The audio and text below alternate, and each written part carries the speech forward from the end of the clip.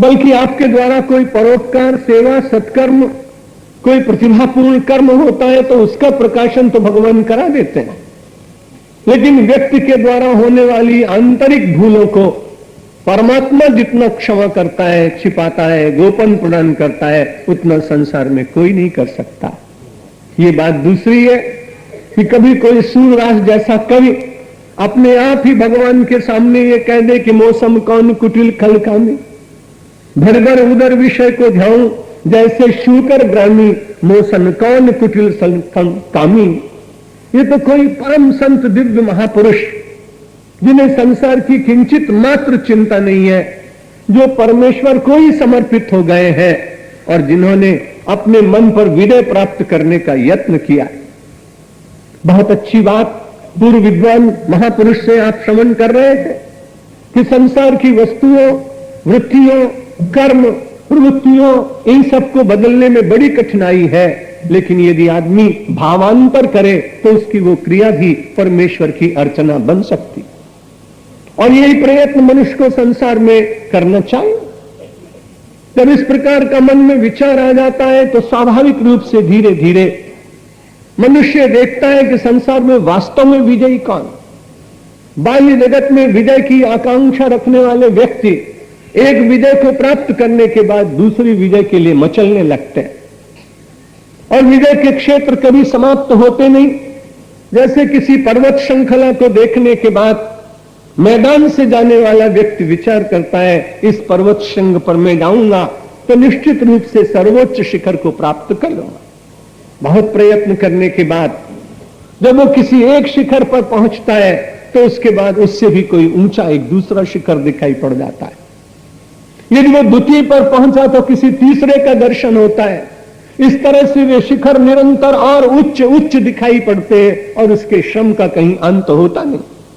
जगत के विजय के क्षेत्र में भी कोई पहले छोटी सी पंचायत में विजयी होता है, फिर नगर पालिका में विजयी होता है, फिर विधानसभा में विजयी होता है, फिर लोकसभा में विजयी होता है, फिर किसी राष्ट्र के बहुत बड़े उच्च पद पर विराजमान होता है। लेकिन वहां से निवृत्त होने वाले किन्हीं सत्पुरुष के पास जाकर आप पूछिए कि एक सामान्य पद से चलते चलते इतने बड़े पद पर पहुंचने के बाद यदि कभी आपको फिर से प्रयत्न पूर्वक आग्रह करके आपसे कहा जाए कि आप उस पद को स्वीकार करेंगे क्या, तो तुरंत वो कहेगा कि हां, मेरे मित्रों और समाज के कल्याण की भावना से मैं पुनः उस उच्च पद पर स्थित होना चाहता हूं। और वो अपने कुछ मित्रों से प्रयत्न कहा कर ये प्रयत्न भी करेगा, न मिल पाए तो एक बात अलग है। लेकिन दूसरी ओर देखिए, परमात्मा के चरणों की उपासना करने वाला यदि उसे संसार का कोई बड़े से बड़ा पद मिल जाए तो उस पद में वो विपत्ति का दर्शन करते हुए उससे अपने को दूर रखकर केवल परमात्मा के ही पदों की अपने हृदय में स्थापना करने का प्रयत्न करेगा, क्योंकि जानता है कि संसार के जितने पद हैं वे छूट जाते हैं। उसके विजय का क्षेत्र बिल्कुल भिन्न होता है।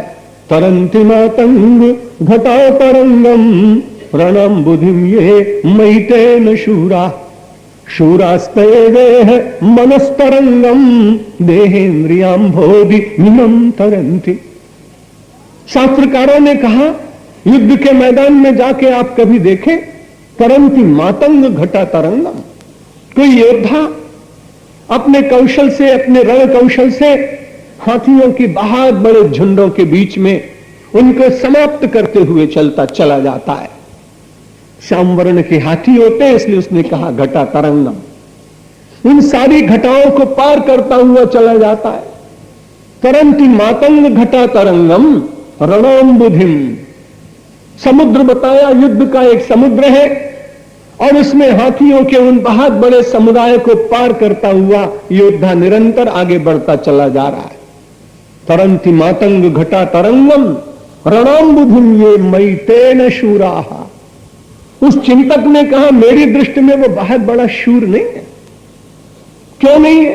क्योंकि बहुत बार साधारण शिकारी भी हाथियों को वश में करने के लिए बिना मारे हुए ही उनको लव श्रृंखला में निगडित कर देता है। अगर कभी हाथी के ऊपर विजय प्राप्त करना बहुत बड़ी बात मानी जाए तो क्षमा करिए, जितने सर्कस वाले लोग हैं उनको बहुत बड़े बड़े पुरस्कार देना चाहिए। रणम बुद्धि में मैते न शूरा, वे शूर नहीं। शूर कौन है? वैदिक संस्कृति, सनातन धर्म के चिंतन और साधकों के जगत का शूरवीर कुछ भिन्न होता है। और उन्होंने कहा शूरास्त एवे हो, मैं तो शूर उसी को मानता हूं। मनस तरंगम, जो मन की तरंगों को पार करने का प्रयत्न करता है।